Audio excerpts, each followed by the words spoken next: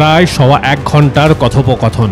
ঠিকঠাক হিসেব করলে ৭২ মিনিট ৫৯ সেকেন্ড। এই কথোপকথনে মোট ৭৩ বার শোনা গিয়েছে কখনো অভিষেক, আবার কখনো অভিষেক বন্দ্যোপাধ্যায় নামটি। ওই অডিওতে ধরা পড়েছে মোট ৭ জনের কণ্ঠস্বর, তার মধ্যে একটি অবশ্য প্রাণীর, তোতা পাখির।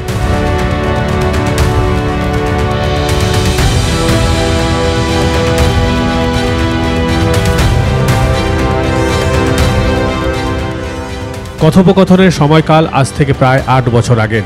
তখন ২০১৭ সাল। স্থান সুজয় কৃষ্ণ ভদ্র ওরফে কালীঘাটের কাকুর বেহালার বাড়ি। নিয়োগ দুর্নীতিতে অভিযুক্ত কুন্তল ঘোষের সঙ্গে সেখানে গিয়েছিলেন তার বেতনভোগ কর্মচারী অরবিন্দ রায় বর্মন। অরবিন্দ সিবিআইয়ের জেরায় দাবি করেন কুন্তলের নির্দেশে সেদিনের কথোপকথন নিজের মোবাইলে তিনি রেকর্ড করেছিলেন লুকিয়ে। পরে সেই কথোপকথন নিজের ল্যাপটপে চালান করেছিলেন তিনি।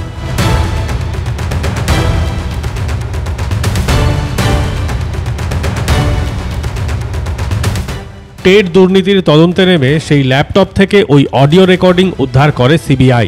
সেই পুরো কথোপকথনটি লিখিত আকারে তৃতীয় অতিরিক্ত চার্জশিটের সঙ্গে আদালতে পেশ করেছে সিবিআই।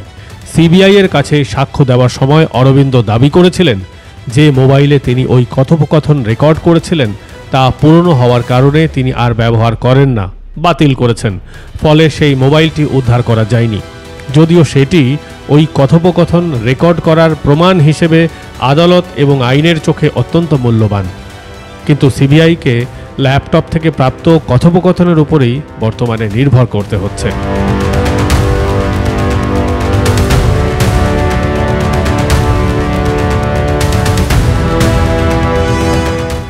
অরবিন্দর রেকর্ড করা কথোপকথনে তার নিজের ছাড়াও গলা রয়েছে কুন্তল এবং সুজয় কৃষ্ণের।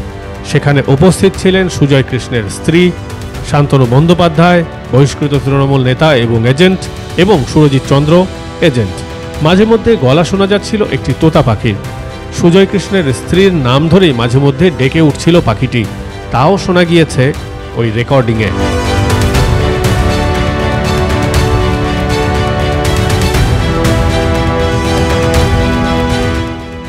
ওই কথোপকথনে অভিষেক বন্দ্যোপাধ্যায় নামটি আছে বলে সিবিআই তাদের চার্জশিটে উল্লেখ করেছে। অভিষেকের আইনজীবী সঞ্জয় বসু বিবৃতি দিয়ে জানিয়েছিলেন সিবিআই রাজনৈতিক উদ্দেশ্য প্রণোদিতভাবে তার মক্কেলের ভাবমূর্তি নষ্ট করার মরিয়া চেষ্টা চালাচ্ছে। অভিষেক নিজেও নেতাজি ইন্ডোর স্টেডিয়ামে তৃণমূলের সাংগঠনিক সভা থেকে ওই বিষয়ে সিবিআইকে পাল্টা আক্রমণ করেছিলেন। ওই খবরের সূত্র ধরে তৃণমূলের সাংসদ বলেছিলেন, চার্জশিটে দুবার আমার নাম আছে কিন্তু কোনো পরিচয় নেই। সিবিআই ভাববাচ্ছে কথা বলছে কেন? এই অভিষেক কে? কথোপকথনের শুরুতেই সুজয় কৃষ্ণের মুখে শোনা গিয়েছে অভিষেকের নাম। কথাবার্তা চলাকালীন বেশ কয়েকবার সাহেব বলেও সুজয় কৃষ্ণ সম্বোধন করেছেন অভিষেক বন্দ্যোপাধ্যায়কে। সুজয় কৃষ্ণ প্রকাশ্যেই আগেই জানিয়েছিলেন অভিষেককে তিনি সাহেব বলে ডাকেন। কথোপকথনের শুরুতে সুজয় কৃষ্ণ বলছেন, ৬ লাখ, ৬.৫ লাখ, যে টাকা সেই টাকার ভাগ পার্থ। এখানে পার্থ চট্টোপাধ্যায়ের কথা বলা হচ্ছে।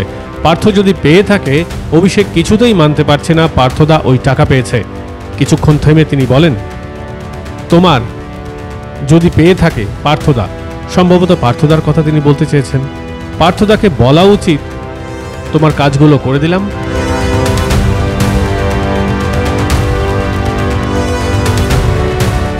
এক্ষেত্রে বলে রাখি, সিবিআইকে দেওয়া বয়ানে অরবিন্দ দাবি করেছেন প্রাথমিকের শিক্ষকের চাকরি দেওয়ার পরিবর্তে শান্তনু কুন্তল যে ঘুষ প্রায় ৬.৫ লক্ষ টাকা করে নিতেন, তার একটা অংশ গিয়েছিল তৎকালীন শিক্ষামন্ত্রী পার্থ চট্টোপাধ্যায়ের কাছে। তা জানতে পেরেছিলেন অভিষেক। অরবিন্দের বক্তব্য, সুজয় কৃষ্ণের দাবি ছিল পার্থর কাছে ওই টাকার যে অংশ যাচ্ছে তা জানতে পেরে নিজের ভাগ দাবি করেছিলেন অভিষেক বন্দ্যোপাধ্যায়।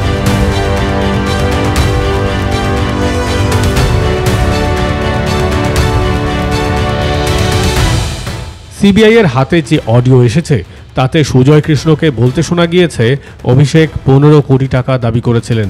সেই টাকা জোগাড় করার জন্য কুন্তল, শান্তনুদের সঙ্গে পরিকল্পনা করেছিলেন সুজয় কৃষ্ণ। ২৫০ জনের কাছ থেকে টাকা তুললে ১৫ কোটি টাকা জোগাড় হয়ে যাবে বলে জানান সুজয় কৃষ্ণ ভদ্র।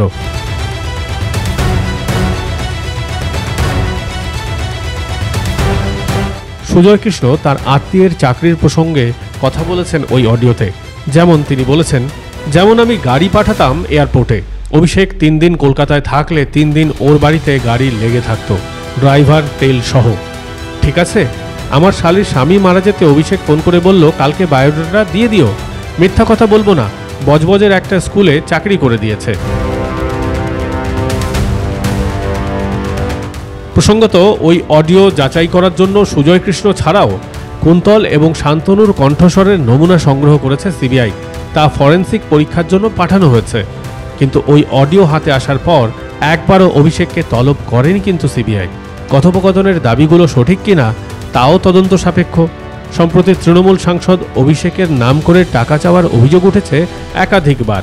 ওই অডিওটি সত্য কিনা, অভিষেকের সঙ্গে আদৌ ওই অডিও সম্পর্ক আছে কিনা আপাতত তা যাচাই করে দেখছে সিবিআই। ফলে অভিষেক বন্দ্যোপাধ্যায় যে বিপদমুক্ত নন তা বলাই যায়। এখন দেখার এই তদন্ত বিধানসভা নির্বাচনের আগে কোন দিকে মোড় নেয়। ব্যুরো রিপোর্ট, মাধ্যম।